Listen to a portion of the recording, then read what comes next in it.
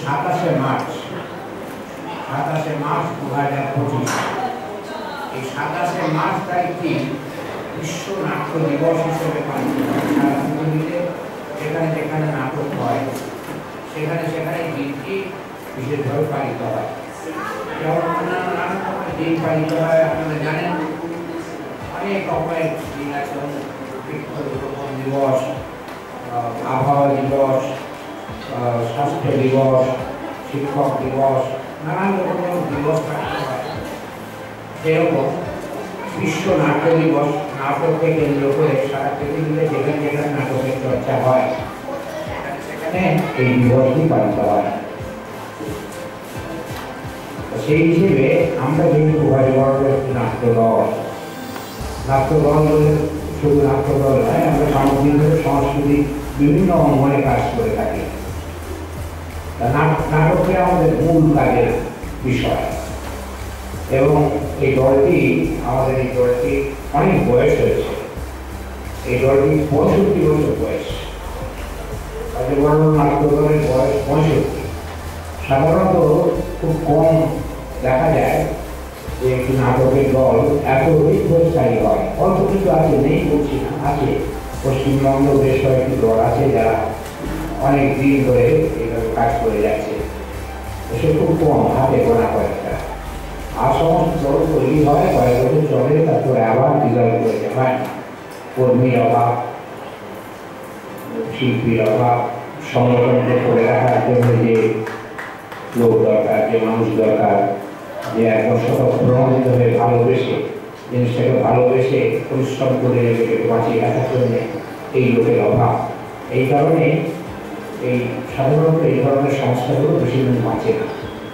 আমাদের সৌভাগ্য যে আমাদের মধ্যে এমন কিছু লোক আমরা দীর্ঘদিন ধরে পেয়েছি যাদের দীর্ঘদিনের পরিশ্রম, নিষ্ঠা, নিজের কাজ ফেলে রেখে দলের কাজ করার যে ঐকান্তিক আগ্রহ, এইসব মিলেমিশে এই দলটা আজকে 65 বছরে পা দিয়েছে। 65 বছর পূর্ণ হবে এই মে মাসে। এটা হচ্ছে মার্চ মাস, 15 মে এলে এই দলটির বয়স হবে 65।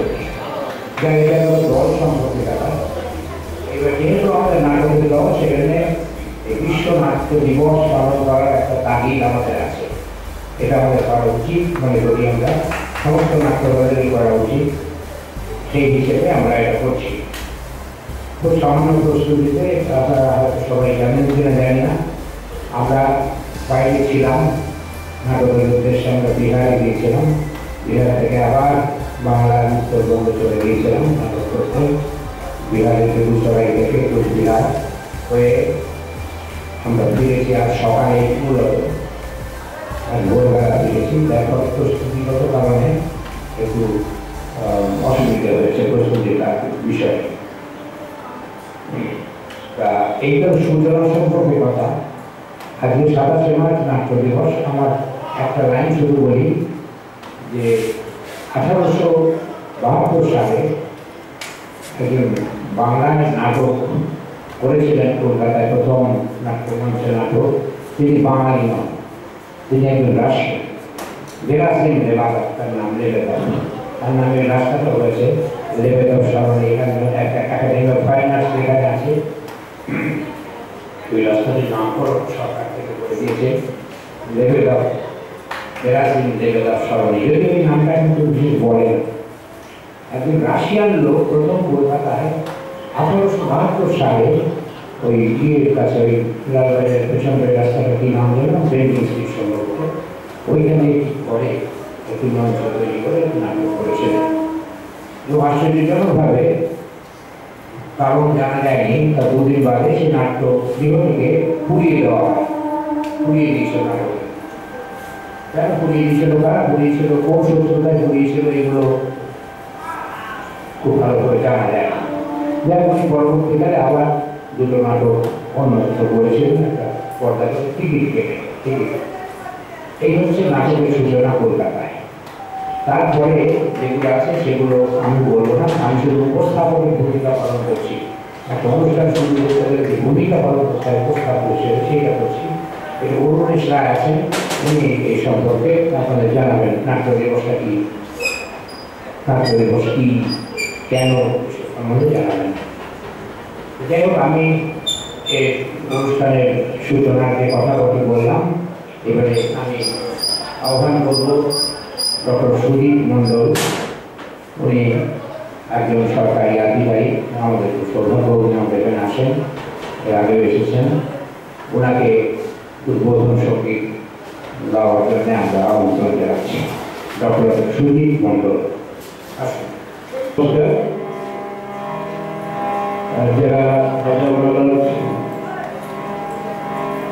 যারা সদস্য রয়েছেন, বিশেষ করে একজন ব্যক্তিত্ব এবং আজকের যে থিয়েটার দিবস তাতে যারা উপস্থিত হয়েছে নাট্যময়ী মানুষ, আমি তাদের সবাইকে শ্রদ্ধা সম্মান জ্ঞাপন করে আমি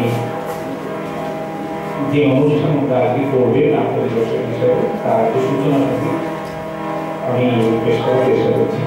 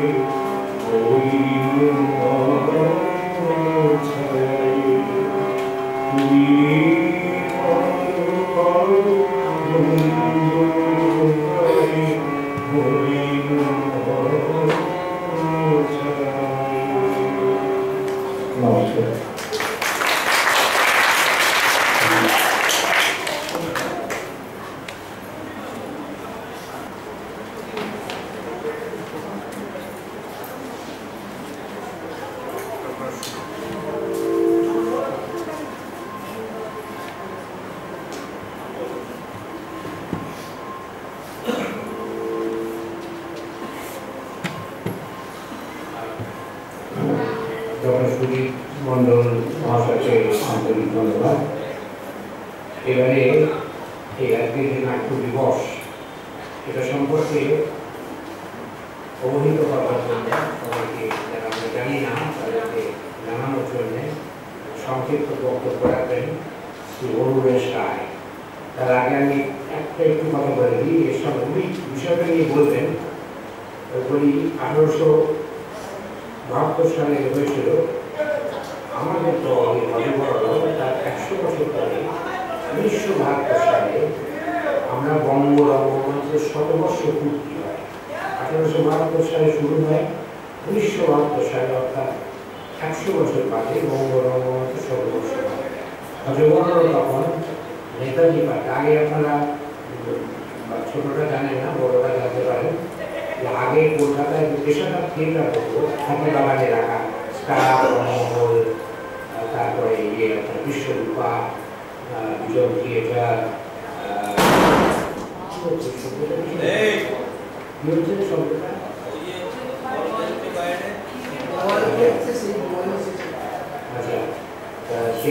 সেইখানে আগে পেশাদার থিয়েটার হতো। টিকিট থেকে তারা প্রথম প্রডিউসার কাছে হল ছিল, সমস্ত রংমহল, বিজন থিয়েটার, রঙ্গনা, বিশ্বরূপা, এই সমস্ত স্টার থিয়েটার এগুলো ছিল। এগুলো প্রফেশনাল থিয়েটার, পেশাদার থিয়েটার যারা করতেন তারাও টাকা দিতেন। এগুলোর ব্যবসা ছিল, প্রযোজক যিনি ছিলেন তিনি ব্যবহার করতেন। সবাই বেশ প্রতি শনি রবিবারে সেখানে নাটক হতো। আমরাও দেখি ছোটবেলায় নাটক দেখতে গেছিলাম।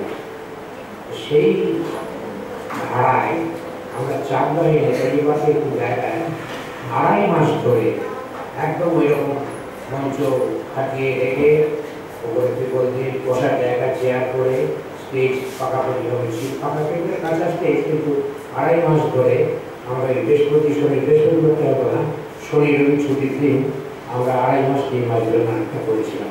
এটা একটা ইনফরমেশন হিসেবে বললাম। এটা একটা বিরাট কাজ। 100 বছর পরে আমরা করেছিলাম। 1872 শুরু হয়েছিল, 1972 চাকদাহে আমরা ওই ধাঁচে একটা করেছিলাম। এই কাজটা করেছিলাম বলে আমার খুব গর্ব আছে, এটা করতে পেরেছিলাম, খুব কঠিন কাজ ছিল। আচ্ছা, এবার আমি শ্রী অরুণেশ রায়কে ডাকছি, আপনি সংক্ষেপে নাট্য দিবস সম্পর্কে এটা আমাদের অবহিত করুন। অরুণেশ রায়। আজ 27শে মার্চ বিশ্ব নাট্য দিবস। এই সম্পর্কে সুভাষ দা আমাকে কিছু বলতে বলেছে। এ ব্যাপারে খুব জ্ঞান আমাদের সীমিত, কারণ আমরা শিক্ষক দিবস জানি, নারী দিবস জানি, ইত্যাদি সব দিবস জানি, আন্তর্জাতিক মাতৃভাষা দিবস ইত্যাদি জানি, কিন্তু নাট্য দিবস সম্পর্কে আমরা কেউ কোনোদিন শুনিও নি, জানিও না, অনেকেই জানে না। আর 5টা দিনের মতো 27শে মার্চ প্রতি বছর চলে গেছে, কেউ এই দিনটা জানতো না, পালনও করতো না। হঠাৎ ইদানিং বেশ কিছু বছর যাবত এই দিনটা উপরে আলোকপাত করা হয়।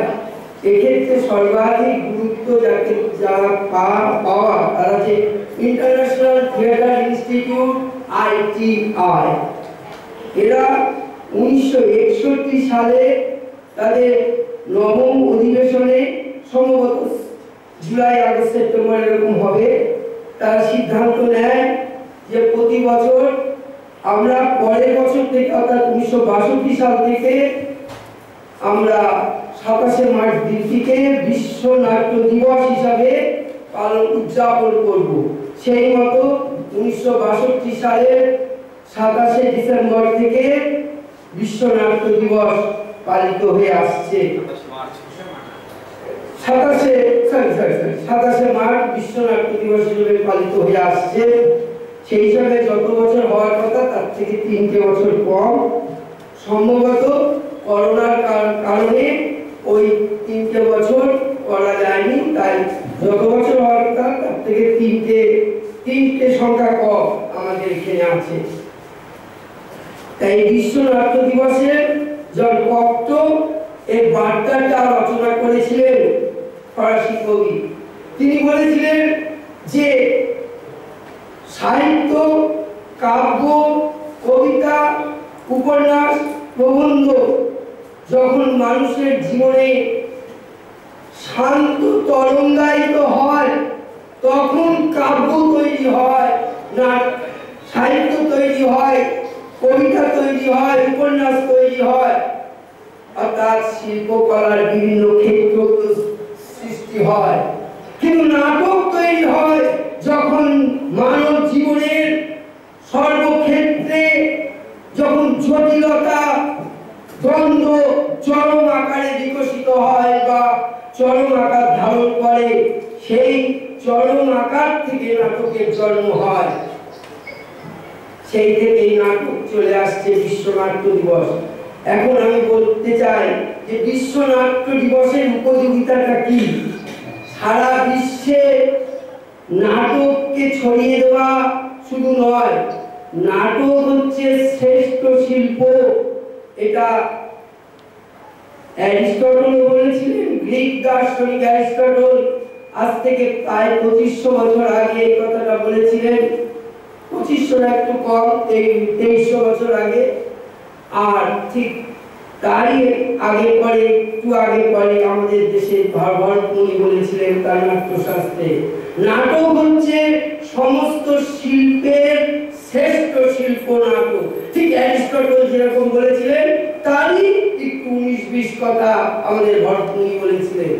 কিন্তু ভরতমুনির সঙ্গে অ্যারিস্টটলের কোনোদিন যোগাযোগ, দেখা সাক্ষাৎ কিছুই ছিল না।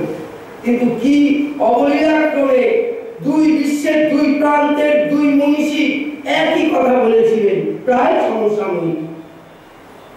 অ্যারিস্টটল বলেছিলেন, drama is a higher and better form of art. এই শব্দ, এই লাইনটা থেকে বোঝা যাচ্ছে নাটকের উপযোগিতা কি। আর সেই উপযোগিতাটাকে সারা বিশ্বের মানুষের কাছে তুলে ধরার জন্য এই নাট্য দিবস একটা দিন ঠিক করা হয়েছে। ITI এটা ঠিক করেছে, ইন্টারন্যাশনাল থিয়েটার ইনস্টিটিউট, যে সারা বিশ্বের মানুষের কাছে, সারা বিশ্বের শাসক গোষ্ঠীর কাছে, সারা বিশ্বের রাজনৈতিক নেতা সংস্থাদের কাছে নাটকের উপযোগিতা তুলে ধরা, নাটকের গুরুত্বকে তুলে ধরা, আর সর্বোপরি নাট্যকর্মী, নাট্যশিল্পী, নাটক যারা করে, মঞ্চে যারা করে এবং মঞ্চের পেছনে যারা থাকে, তাদের কি অপরিসীম অত্যন্ত পরিশ্রমের বিনিময়ে একটা নাটক মঞ্চস্থ হয়।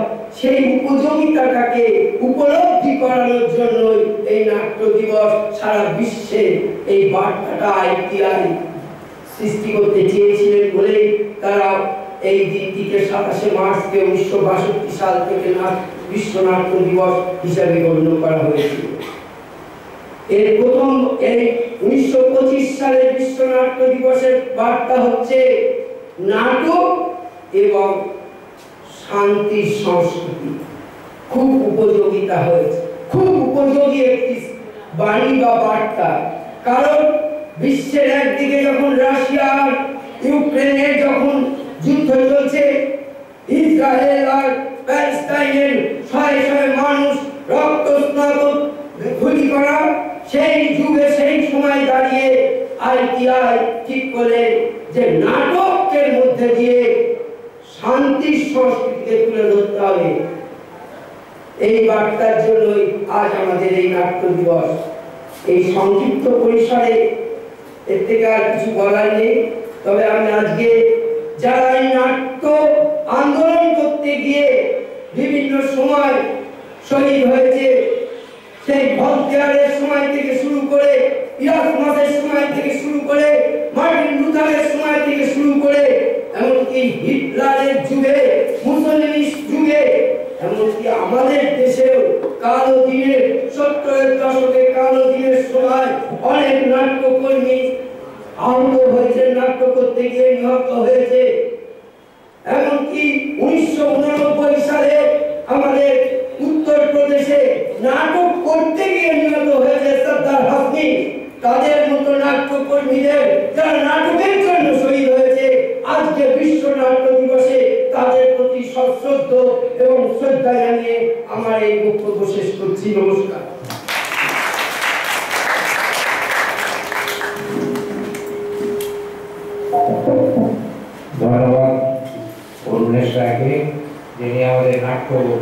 দিবসের উদযাপনের ইতিহাস, এই সঙ্গে সঙ্গে উদযাপন উপযোগিতা, এই দুটো বিষয়ে উনি আলোকপাত করেছেন। উনি আমাদের একজন অত্যন্ত গুরুত্বপূর্ণ সদস্য, তাকে আমি ধন্যবাদ জানাচ্ছি বক্তব্য রাখার। এবারে অত্রি বিশ্বাসকে আমি যাচ্ছি এখানে আবৃত্তি পরিবেশন করার জন্য। অত্রি বিশ্বাস।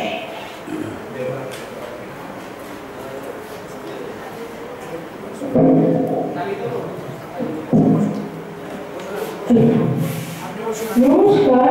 কবি রবীন্দ্রনাথ ঠাকুরের লেখা কবিতা উৎসব। ধূমধূপি বেজে ওঠে নীরবে, সাঁওতাল পল্লীতে উৎসব হবে। পূর্ণিমা চন্দ্রের জ্যোৎস্না ধারায়, শান্ত বসুন্ধরা তন্দ্রা হারায়। তাল গাছে পল্লব জয়, চঞ্চল হিল্লোলে কল্লোলময়। আম্রের মঞ্জরি গন্ধ বিলায়, চম্পার সৌরভ শূন্যে মিলায়। গান করে কুসুমিত কিংসু পবন, সাঁওতাল কন্যার কর্ণভূষণ। অতি দূর প্রান্তরে শৈল চূড়ায়, মেঘেরা চিরান সুখ পতাকা উড়ায়। ওই শুনি পথে পথে হই হই ডাক, বংশীর সুরে তালে বাজে ঢোল ঢাক। নন্দিত কণ্ঠের হাস্যের রোল, অম্বর তলে দিল উল্লাস গোল। ধীরে ধীরে স্বর্গরী হয় অবসান, উঠিল বিহঙ্গের প্রত্যুষ গান। ধনুচূড়া রঞ্জিত স্বর্ণ লেখায়, পূর্ব দিগন্তের প্রান্ত রেখায়। নমস্কার।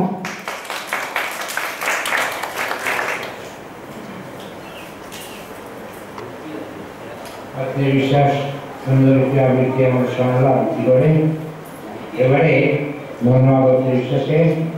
এবারে একক নাটক পরিবেশন করবে দেবশ্রী দাস, এবং আমাদের এখানকার আমাদের বড় স্টুডেন্ট আমার ছাত্র দেবশ্রী দাস একক নাটক করে দাঁড়াবে। আজকে তোর সাথে খেলবো, বেশি উঁচুতে উঠবি না, আবার বেকাতারা যাবি। আরে বেকাতারা যেতে বারণ করলাম না? আরে উঁচুতে উঠতে বারণ করলাম তো, উঁচুতে উঠতে বারণ করছি না? ওদিকে কোথায় যাচ্ছিস? ওদিকে কোথায় যাচ্ছিস? ওদিকে কি আছে? ওদিকে তো আম গাছ আছে, তুই আম গাছের দিকে নিয়ে যাচ্ছিস? তোকে দিয়েই পারো, চল। বল কোথায় গেল? হারিয়ে গেল? তুই এখানে কি করছিস? তোকে মারলাম ওপরে, তুই নিচে। আবার যা, এবার আম নিয়েই আসবি। হ্যাঁ বুঝেছি, তুই এখানে কি করছিস? তোকে মারলাম ওপরে, তুই আবার এখানে। তোর দ্বারা কিছু হয় না, যা ওখানেই থাক, ইট দিয়ে পারো।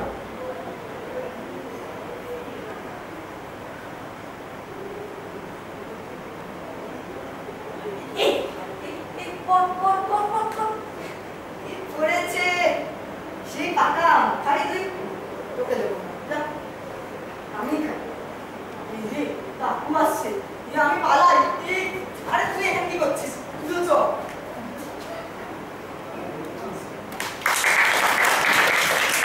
দেবশ্রী দাস, দেবশ্রী দাস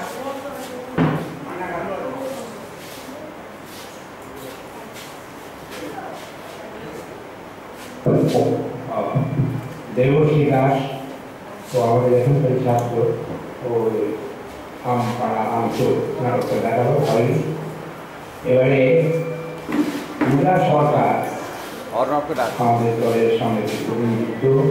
পূজা সরকারের তত্ত্বাবধানে অজিত সাহা, আরাধনা মালাকার, অপনা সরকার এবং কর্ণা মেঘনা, এরা চারজন মোকাবিলায় করে দেখাবে। পূজা সরকারের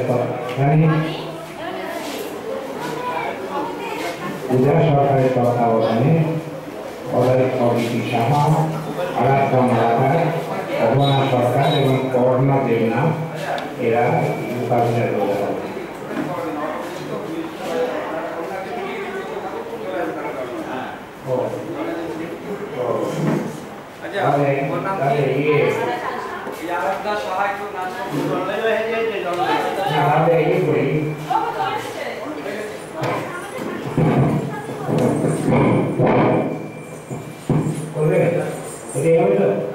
আচ্ছা, মোকাবিলা হবে তত্ত্বাবধানে পূজা সরকার।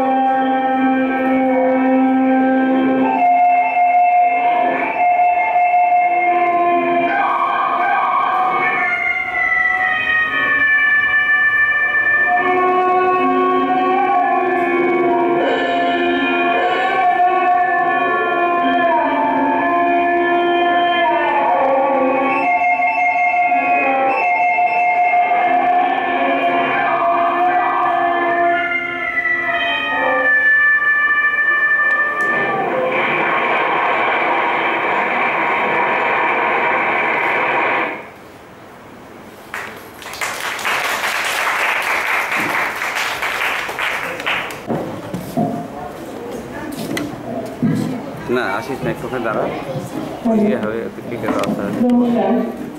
কবি বীরেন্দ্র চট্টোপাধ্যায়ের লেখা কবিতা রাস্তা কারো একার নয়। ধর্ম যখন বিজ্ঞানকে বলে রাস্তা ছাড়ো, বিজ্ঞান কি রাস্তা ছেড়ে দেয়? পোপের ভয়ে দেশান্তরী হয়েছিলেন লিওনার্দো দা ভিঞ্চি। সারাদিন একটা অন্ধকার ঘরের মধ্যে পায়চারি করতেন গ্যালিলিও গ্যালিলেই। আর তাঁকে পাহারা দেবার জন্য ছিল একজন ধর্মের পেয়াদা, যার চোখের পাতা বাতাসেও থাকত না। বিজ্ঞান কি তখন থেমেছিল?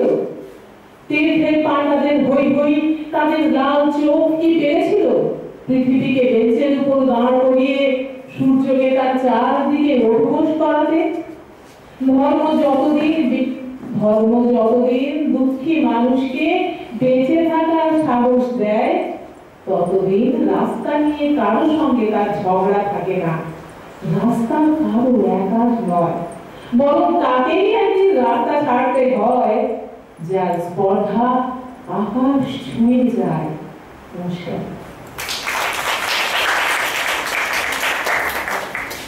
ধন্যবাদ সুবর্ণা ভট্টাচার্যকে। এবারে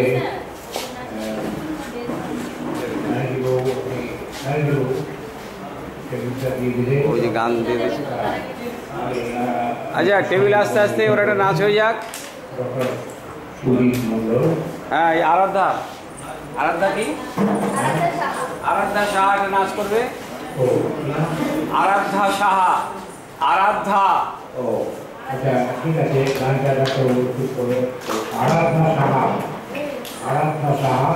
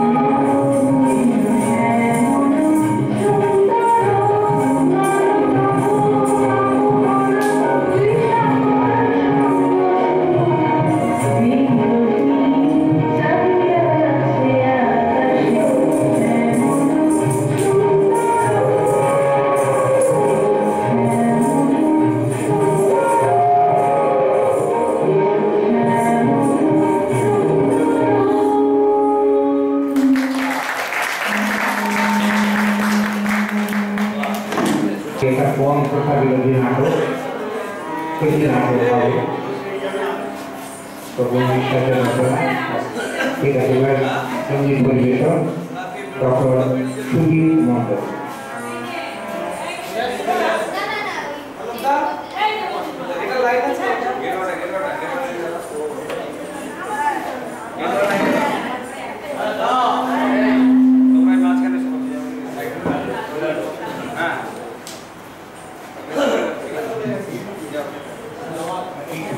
Hello, hi. Hello, hello.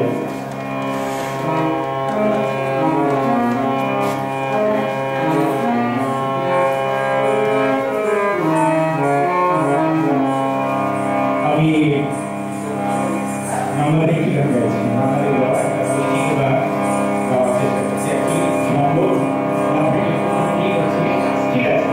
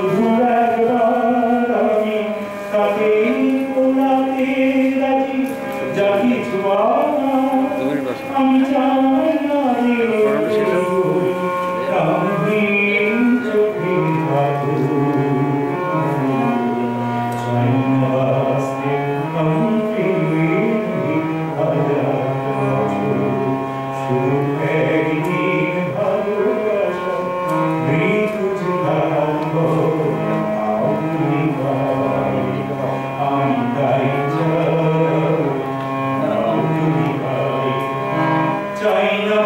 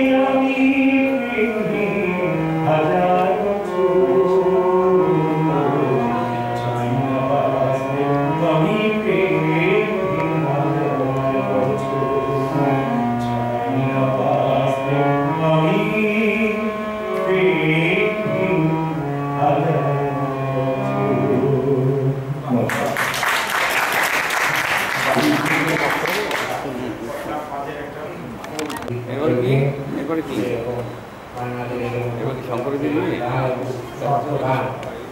তাৎক্ষণিকভাবে ও সম্ভব ছাড়া তিনি পরিবেশন করলেন। তার জন্য আমার পক্ষ থেকে অশেষ ধন্যবাদ সম্পর্কে। এটা সরিয়ে দাও, শঙ্করী মজুমদার, হারমোনিয়াম আর ওটা সরিয়ে দাও। শঙ্করী মজুমদার তিনি একক অভিনয় করে দেখাবেন, দুটো ভূমিকায় উনি একাই করবেন।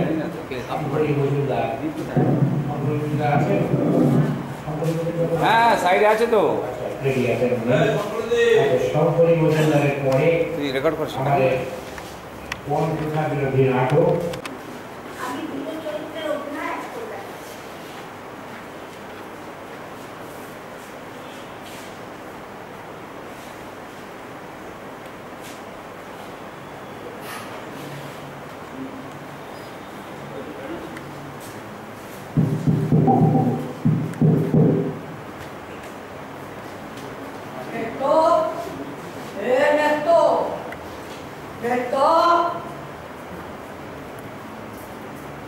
মুখ ধুতি গেছে কে?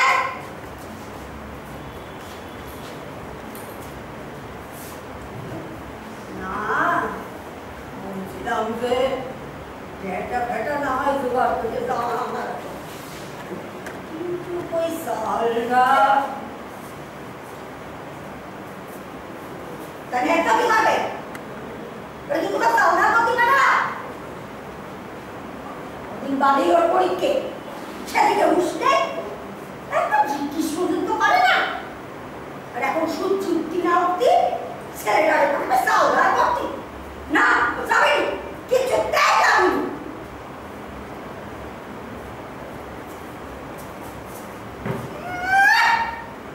মা বয়না কেটা সেগুলো শুতো ছেলে প্রায় 34 শিখের জুতো প্যাঁচানো আমার একটা নাকি ওই বাপের বাড়ি থেকে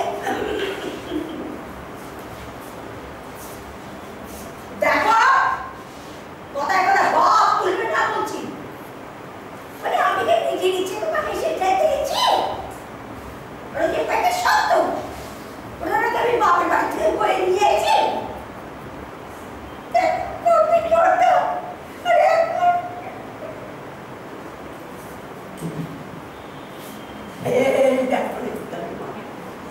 আমি যে তাই বুঝেছি তুই আর আমি বন্ধুদের মাথায় রেখে ওই শহরে সিনেমা দেখতে যাবো।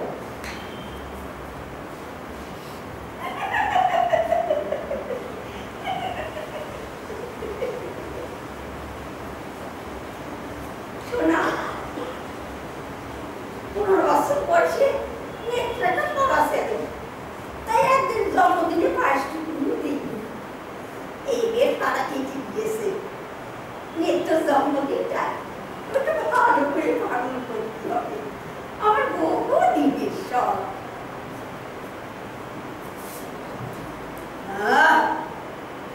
বহুদিনের সব প্যারি ভাত জোটে না, জন্মদিন পালন করে।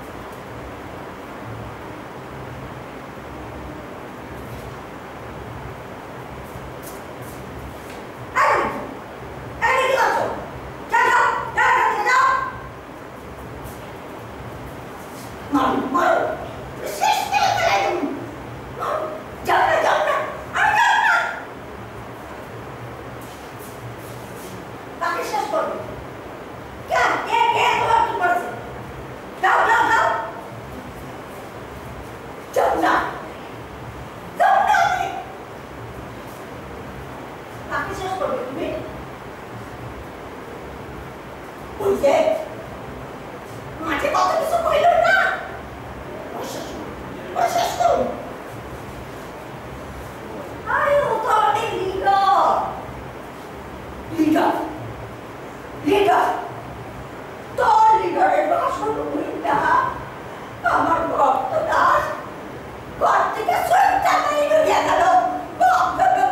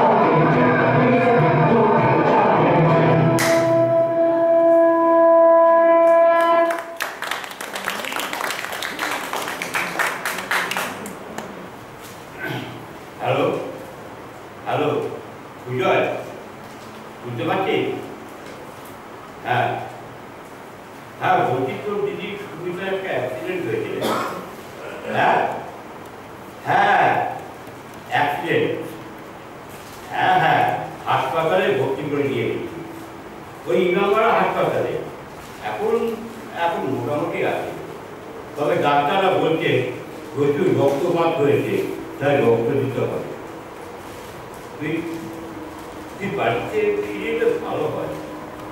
কি এখন আসতে পারবি না কেন?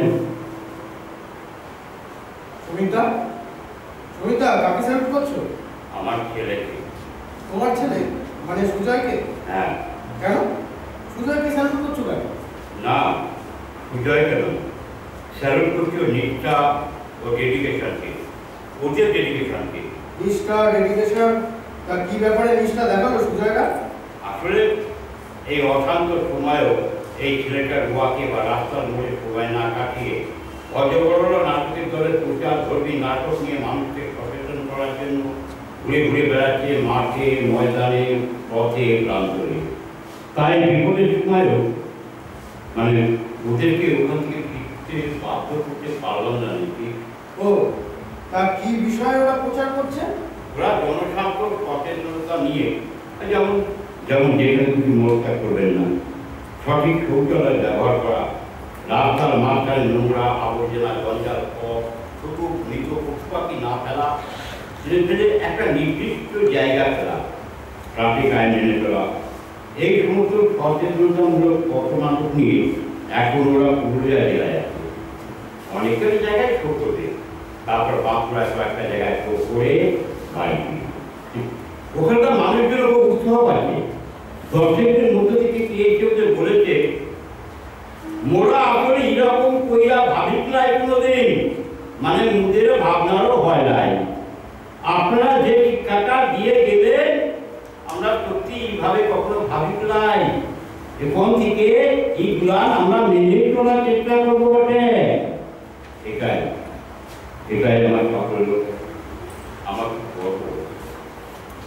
ও দেশের জন্য কাজ করছে, আমি ওকে ফিরতে বারণ করলাম, বললাম কাজ শেষ করে আয় বাবা। ছেলেটাকে ছোটবেলা থেকে হজবড় নাটকের দলে ভর্তি করে দিয়েছিলাম। হজবড় নাটকের দল থেকে ও যে একজন সচেতন মানুষকে উঠতে পেরেছে, এটাই আমার সাফল্য। আমি গর্বিত পিতা, আমি গর্বিত পিতা। হ্যাঁ, এটা তো গর্ব করার মতোই বিষয়। এই যে নিশিদা, তোমার বাড়িতে গিয়েছিলাম তোমার সঙ্গে দেখা করতে, কিন্তু জ্যাঠাইমা বললেন তুমি সমিতার বাড়িতে এসেছো। সমিতার মেয়ে নাকি একটা অ্যাক্সিডেন্ট হয়েছে? হ্যাঁ, ও এখন ইমামপাড়া হাসপাতালে ভর্তি আছে। কেন, কি হয়েছে নাকি?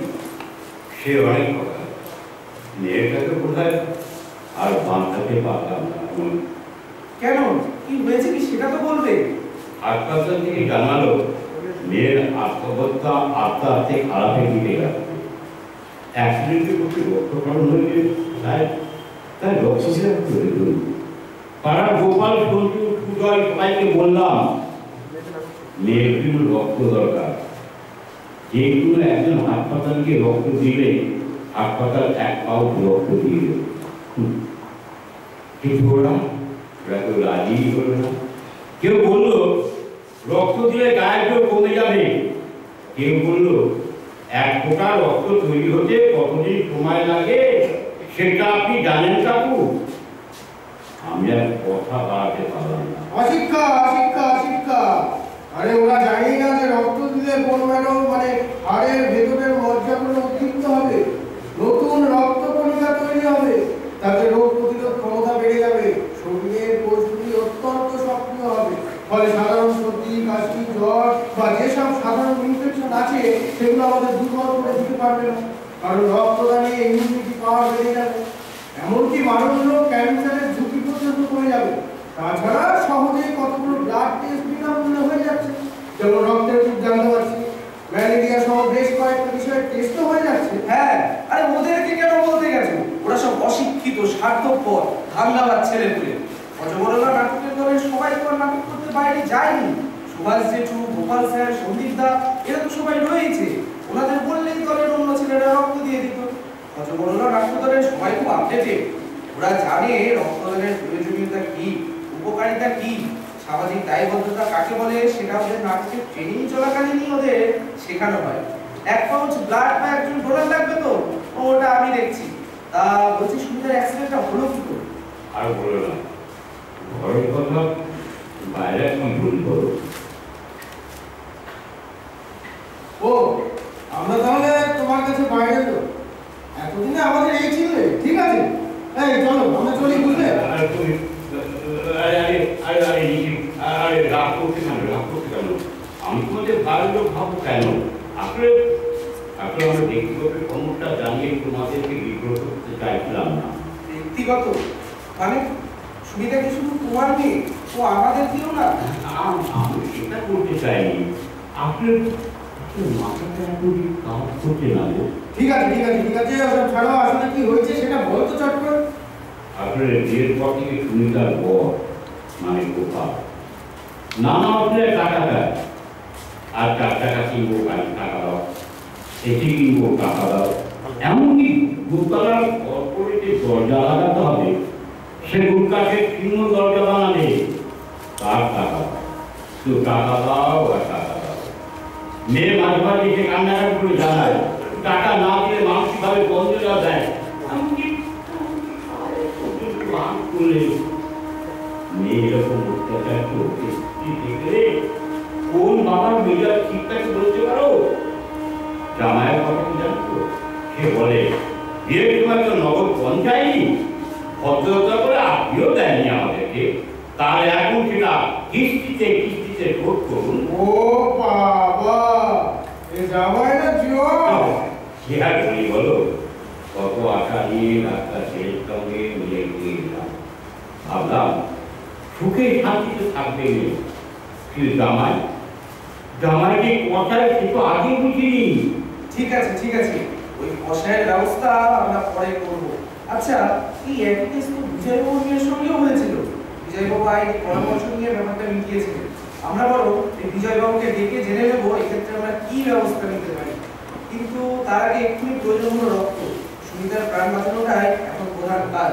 দাঁড়াও, আমি বরং সন্দীপদার সঙ্গে দেখা করে দুটো ছেলেকে রক্ত দেওয়ার জন্য হাসপাতালে পাঠানোর ব্যবস্থা করে আসি, আর যাওয়ার সময় বিজয়বাবুকে খবর দিয়ে যাচ্ছি তোমার এখানে আসার জন্য। তোমরা আলোচনা করতে থাকো ওনার মেয়ের ক্ষেত্রে সমস্যাটা ঠিক কি হয়েছিল আর সেটা সমাধানই বা উনি কিভাবে করেছিলেন। আমি ছেলে দুটোকে হাসপাতালে পাঠিয়ে দিয়ে আসছি। আমি হাসপাতালে যাবো, মেয়েটার কাছে যাবো। না, তুমি এখন কোথাও যাবে না, এখানে চুপটি করে বসো। তুমি এখন ভীষণ টেনশন আছো, এটাই স্বাভাবিক। আসলে তুমি এখন বাড়িতেই থাকো, আমি তো তোমার সাথে আছি, আর অমল যাচ্ছে তো, ও সব ঠিক সামনে নেবে। তুমি বিকেলে ভিজিটিং আওয়ারে আমার সঙ্গে যাবে, বুঝলে? সব ঠিক হয়ে যাবে, কোনো চিন্তা করো না। আরে সমীরদা, তোমার বাড়ির সামনে দিয়ে যাচ্ছিলাম, রাস্তায় অমলের সঙ্গে দেখা, আমার সব হলো, তাই তোমার সঙ্গে দেখা করতে এলাম। হ্যাঁ, অমল বললো হাসপাতালে সব ব্যবস্থা করে এখানে আবার আসছে। বলছি, তুমি তো আমাদের কাছ থেকে সমীরের মেয়ের সমস্যাটা শুনেছো? হ্যাঁ, শুনলাম কিছুটা, ওই একই ব্যাপার।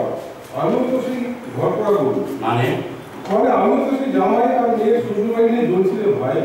হ্যাঁ বিজয়, তোমার মেয়ের ক্ষেত্রেও এরকম একটা সমস্যা হয়েছিল শুনেছিলাম। হয়েছিল না, এখনো দিকি জ্বলছে, বুঝলে? এখনো চলছে? এখনো চলছে, বলতে পারো টান অফ ওয়ার। কি হয়েছিল, কি চলছিল তোমার মেয়ের সঙ্গে? আরে তুমিও যন্ত্রণায় আছো। যন্ত্রণা যেদিন থেকে মেয়ে সন্তানের বাবা বলে সেদিন থেকে যন্ত্রণার দুনিয়া, এই ভয়ের দুনিয়ায় ঢুকে পড়েছি, বুঝলে? মেয়ে যখন শিশু ছিল ভয় হতো, চুরি করে নিয়ে যাবে না তো, স্কুলে যেতে আরম্ভ করলো ভয় হলো, রাস্তায় কিছু হবে না তো, কিছু অঘটন ঘটবে না তো, কিশোরী হলো ভয় বাড়লো, নষ্ট হবে না তো, মেয়ে যুবতী হলো, বিয়ের বয়সে পা বাড়ালো, ভয় হলো, মেয়েকে পাত্রপক্ষ পছন্দ করবে তো, মেয়ে তো আমার সুন্দরী হয়। তারপর একদিন মেয়ের বা প্রস্তাব দিয়ে ফেললো, এবার মেয়ের বিয়ে দেওয়ার ব্যাপারটা ভাবা দরকার। আমিও ভাবলাম হ্যাঁ, ভাবা তো দরকারই, শুধু হলো পাত্র দেখা, পাত্র আসে, মিষ্টি খায়, আর ধারে কোন যায়, মেয়েকে আমরা কীভাবে সাজিয়ে দেবো বুঝতে পারি না। ওরা মেয়েকে ভয় নেবে না আমার টাকা পয়সা ঘোরাবেন হাতাতে চায়, ঘরে আতঙ্কে ঘুমাতে পারি না। পাত্রপক্ষ আসে আর যায়, আপনাদের ধরন বদলায়, কায়দা বদলায়, কিন্তু লক্ষ্যবস্তু বদলায় না। হ্যাঁ, তোমার সমস্যা সেই থেকেই শুরু। তোমার পাশের বাড়ির কিনা তো তোমার এই অবস্থা থেকে একটা ছড়াই লিখে ফেলেছিল। আমি তো সেটা মুখস্থ করে জানা যায় বলেও ছিল। এখন এই পুকের সময় ছড়াটা মনে পড়ছে, বলবো? আরে বলো, আমার ওই সময় এখন পার করে এসেছি। বলো বলো। হ্যাঁ, তোমার মেয়েকে মাঝে মাঝে নানা জায়গা থেকে নানা ছেলে এসে দেখে যায়। নানা ছেলে নানা ধরনের বায়না ধরে। এরই মধ্যে এক পাত্র হলো, সঙ্গে পাত্রের মা বাবাও এসেছে। তোমার মেয়ে দেখার দিন পাশের বাড়ির পিনাকিতাও একজন প্রতিবেশী অভিভাবক হিসাবে উপস্থিত আছে। মিষ্টি খাওয়া, পাত্রী দেখা এসব মিটে যাওয়ার পর যে দাবি দেওয়া পেশ হলো, তাতে বিজয় দত্ত অজ্ঞান হওয়ার জোগাড়। ছেলেটার নাম ছিল কৃষ্ণ গোপাল রাম। যাই হোক, স্বাভাবিকভাবে বিয়ে ক্যান্সেল। কিন্তু পিনাকিতা ওই ঘটনার প্রতিবাদ জানিয়ে লিখে দিল এক স্যাটায়ার ধর্মী কবিতা, খ্রিস্টান পণ। বলি পণ করেছে কৃষ্ণ গোপাল, পণ নেবে না বিয়েতে। একটা শুধু দ্বিতল বাড়ি চাই না টাকা করি করি, বাইনা শুধু মোটর গাড়ি। তাও আবার একটু তার কৃষ্ণ গোপাল রাম। ছেলের বোতাম আংটি ঘড়ি গয়না মেলেই কয়েক ভরি, এসব তো সব এমনি দিয়েই থাকে। হাজার খানেক লোক খাওয়াতে খরচ হবে যা বৌভাতে, সেই সাথে নয় এটাই দেবে তাকে। তাই বলে কি পণ নেবে না সে? পণ কি নেওয়া যায়? পণ তো ছুটি মারার সবই। পণটা যারা চায় বলতে পারো ঘাতক তারা, তাই তো এমন মস্ত। পণ করেছে কৃষ্ণ গোপাল, শুনি মেয়ের বাপের দুকাল, আতঙ্কে টুকরে গিয়ে উঠলো মাথায় হস্ত। ঠিক ঠিক ঠিক এই দশায় আমার হয়েছিল। আমি তো মাথায় হাতে বসেই পড়েছিলাম। তারপর মেয়ের বিয়ে ঠিক হলো, নিমন্ত্রণ পেলাম। এখন নিশ্চয়ই ভালোই আছে। আর ভালো ওই মানিয়ে বেশি নিয়ে চলতে কোনো ব্যাপার আর কি। লোক তো আর পাল্টাচ্ছে না, একই লোক, শুধু লক্ষণ আলাদা। তাই নামটা একটু পাল্টে নতুন ধরনের নাম নিয়ে গেছে। যেমন ধরো এই লোকের নাম তোমরা আগেও শুনেছো, ইনফ্লুয়েঞ্জা। হ্যাঁ, তো এই ইনফ্লুয়েঞ্জার নতুন নাম হলো সোয়াইন ফ্লু। আসলে তো ওই একই ইনফ্লুয়েঞ্জা, লক্ষণ হলো প্রচন্ড জ্বর। তা তোমার জামাইয়ের আবার মাঝে মাঝে জ্বর, মানে ওই ইনফ্লুয়েঞ্জা সোয়াইন ফ্লু হয়ে আসে নাকি? আরে আসে না, আবার মাঝে মাঝেই নানা কাজে আসে। এই তো সেদিন জামাই মেয়েকে বলে দিয়ে পাঠালো একটা অফশোর প্রজেক্টের কাজে যোগ দিতে। একটা আমেরিকান ইংলিশ সঙ্গে যৌথভাবে কাজ করা হবে। এবার কাজটা শুরু করতে হলে তো টাকা চাই। ওরা বলছে প্রজেক্টের স্টার্টিং কস্ট 50% জামাইকে দিতে হবে। মেয়ে কেঁদে কেঁদে বললো, বাবা তুমি একটু দেখো কি করতে পারো। অফশোর প্রজেক্ট সেটা আবার এসব প্রজেক্ট তুমিও শোনোনি, আমিও শুনিনি। এসব নতুন চালু হয়েছে। কথা শুনতে কি আছে? অফশোর মানে শো করা যাবে না, মানে দেখানো যাবে না, জানানো যাবে না এই প্রজেক্টের কাজের কথা। এই প্রজেক্টের কাজের ফলাফল কি সেটাও জনসমক্ষে আনতে হবে না। কাজে তুমিও জিজ্ঞাসা করতে পারবে না, বাবা জীবন টাকাটা যে দিলাম তার ফলাফল কি হলো। ও বাবা, এ তো কানা পিয়াদের মা। আমারই মতো অবস্থা। এভাবেই গেল কয়েক লক্ষ টাকা। ভাবি যে মেয়েটার মতো মানসিক বন্ধনা থেকে কিছুদিনের জন্য বাঁচি, কি বলবো ভাই, মাঝে মাঝে মনে হয় মেয়েটাকে স্বেচ্ছায় কিডন্যাপারদের হাতে তুলে দিলাম। সন্ত্রাসীদের মতো এখন নানা কায়দায় যেন মুক্তি পৌঁছায়। এক দাবি মেটানোর পরেই পরেরটা আবার এসে হাজির হচ্ছে। কিছুতেই মুক্তি হচ্ছে না মেয়েটা। মাঝে মাঝে কি মনে হয় জানো, মনে হয় মেয়েটাকে নিয়ে গলায় দড়ি দিয়ে ঝুলে পড়ি। আয় বিজয় দা, এইসব উল্টোপাল্টা কি কথাবার্তা বলতো? শান্ত হও। ওই যে অমল এসেছে, শুনি সমিতার মেয়ের খবর শুনি। হ্যাঁ অমল, হ্যাঁ, ব্লাড দেওয়া হয়ে গেছে, এখন ভালো আছে। তাছাড়া তোমাদের এই যন্ত্রণার মধ্যে একটা ভালো খবর শোনাই। আলোর খবর। কি খবর? কি ভালো খবর? বল। আলোর খবর। ডাক্তারবাবু বললেন সুমিতা সন্তান সম্ভবা এবং ভ্রূণও ঠিক আছে, কোনো অসুবিধা নেই। এটাই তো বুঝি আলোর খবর বলে না। হ্যাঁ, কিন্তু আমার কাছে ওটা একটা অন্ধকারের খবর। মানে কিছুদিন আগে আমার স্ত্রীকে জামাই ফোন করে বললো, আপনি তো জানেন তুমি তো প্রেগনেন্ট, তাই কলকাতা একটা বড় ল্যাবের এজেন্সি একটা অ্যানুয়ালি টেস্ট করে দিতে চান। এটা মানে বন্ধু কাজ করে ওই সব ব্যবস্থা করে দেবে বলছে। কিন্তু ওই টেস্টটা করার জন্য না প্রচুর টাকা চাইছে, আর আমার হাতে একদম খালি। বাবা যদি অনলাইনে 1050 টাকা পাঠাতে পারেন তাহলে খুব ভালো হয়। তাছাড়া সুবিধা তো আপনাদেরই নেই, তাই না? বাবা একটু বলে দেখুন না। মেয়ের মা আমায় সব জানালো, কি আর পাঠালাম 50,000 টাকা অনলাইন। পরে জানতে পারলাম অ্যানিমেল টেস্ট নয়, ওই বন্ধুর সাহায্য নিয়ে পেটের ঘুরে লিঙ্গ নির্ধারণের টেস্ট করিয়েছে এবং জানতে পেরেছে সুমিতা কন্যা সন্তানের মা হতে চলেছে। বলো কি, এ তো দণ্ডনীয় অপরাধ। আর অপরাধ শুরু হয়ে গেল নতুন যুদ্ধ। একদিকে মা হওয়ার খবরে সুমিতার শরীরে এক নতুন অনুভূতি, আমার জীবনে যোগ হচ্ছে জেনে আনন্দ আত্মহারা। নতুন সম্পর্ক তৈরি হচ্ছে, আনন্দ, শুভেচ্ছা, আশীর্বাদ সব জানা নেই। মেয়েটাতে আমাদের হৃৎপিণ্ড আর হৃৎপিণ্ডের যন্ত্রণা হলে ভয় হয় না? বলো ভয় হয় না? বলো শুধু যন্ত্রণা। কেন আবার যন্ত্রণা কিসে? জামাই মেয়েকে বললো, তুমি পেটে মেয়ে ধরেছ, ওটাকে শেষ করে দিতে হবে।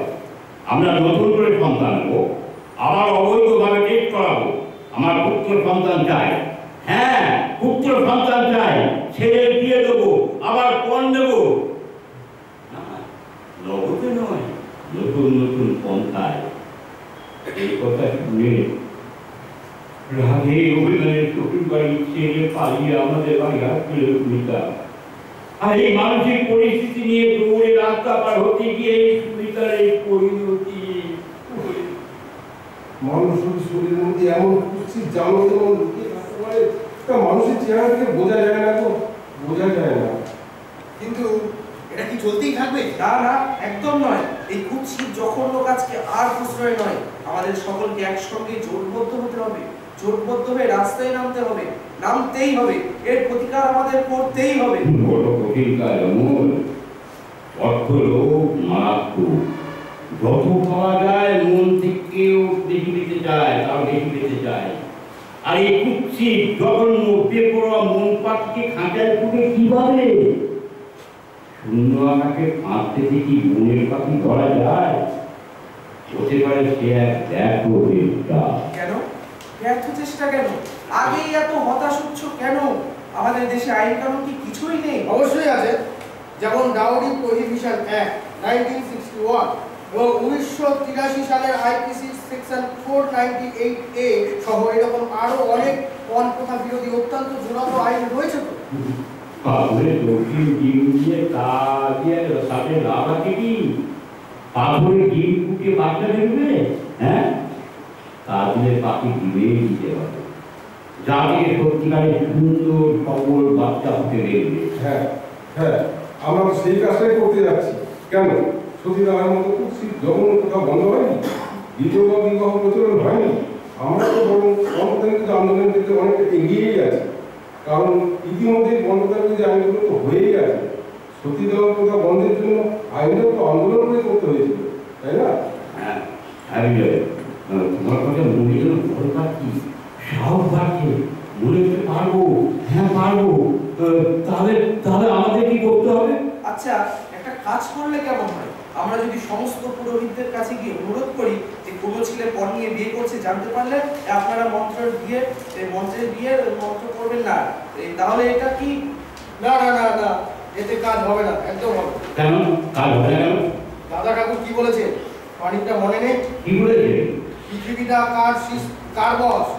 হ্যাঁ, পৃথিবীর টাকার বস। হ্যাঁ, পৃথিবীর টাকার বস। তাই একজন পুরোহিত বিয়ের মন্ত্র পড়াতে অস্বীকার করলে অন্য পুরোহিত গোপনে বেশি টাকার লোভে বিয়ের মন্ত্র পড়িয়ে দেবেন। ঠিক, একদম ঠিক। আসলে এই লোভ নামক শয়তানকে শায়েস্তা করতে না পারলে সমাজের উন্নতি কোনোভাবেই সম্ভব নয়। আর লোভ নামক শয়তানকে পরাস্ত করতে হলে চাই সামাজিক চেতনার বিকাশ আর নারী শিক্ষার প্রসার। আসলে বর্তমান সমাজে আমাদের মতো মানুষের বড় বিভ্রান্ত, কি করবো না সেটা ভেবে ওঠাই কঠিন হয়ে যাচ্ছে। তবে আমিও কিন্তু আশাবাদী। ভাবি প্রজন্মের কিশোর কিশোরী তরুণ তরুণীদের ওপর ওদের সঙ্গে কথা বলতে হবে। এই উদ্ভ্রান্ত সময়ে ওদের সঙ্গে যাতে শৃঙ্খলাপূর্ণ জীবন চেতনা ফিরিয়ে আনা যায় সেই চেষ্টাই করে যেতে হবে আমাদের। আর ওই যে পণ নেবেন না, পণ দেবেন না, কিংবা পণ নেব না, পণ দেব না, এই স্লোগান শুধু আওড়ে গেলেই হবে না, সেটা বাস্তবে রূপায়িত করতে হবে। হ্যাঁ, পণ নেওয়া ব্যক্তি ঘৃণা করে দেখতে হবে, সামাজিকভাবে বয়কট করতে হবে। একদম ঠিক বলেছো। আমরাই পারবো, আমাদের এক্ষুনি কাজে করতে হবে। হ্যাঁ, আমাদের সকলকে এই দায়িত্ব নিতেই হবে।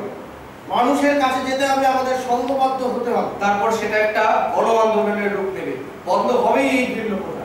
আমার মনে বিশ্বাস যাচ্ছে, হ্যাঁ পারবো, এই ঘৃণ্য প্রথা বন্ধ করতে আমরা পারবোই। কি তোমরা কি বলো, আমরা পারবো না? আমরা জয়ী হতে পারবো না? হ্যাঁ পারবো, আমরা পারবো, আমরা পারবো, আমরা করবো জয় নিশ্চয়।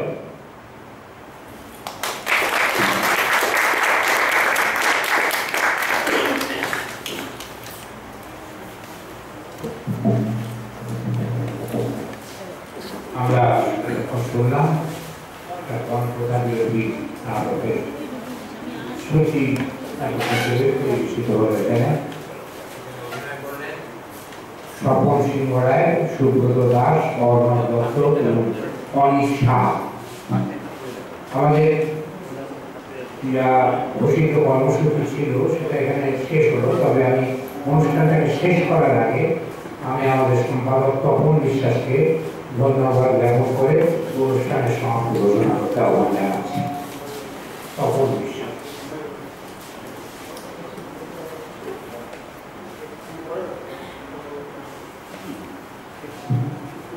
নমস্কার।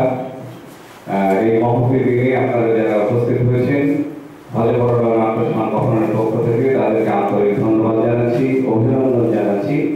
যারা এখানে বক্তব্য রেখেছেন, আবৃত্তি পরিবেশন করেছেন, সঙ্গীত পরিবেশন করেছেন, নাটক করেছেন, মোকা অভিনয় করেছেন, নানা ধরনের এখানে যে সাংস্কৃতিক কর্মকাণ্ড হলো তার জন্য আমরা হজে বড় সদস্যরা সত্যি অত্যন্ত আনন্দিত এবং ভবিষ্যতেও আমরা এই ধরনের অনুষ্ঠান করব।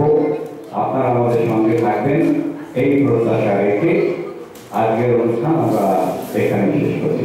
ধন্যবাদ সকলকে।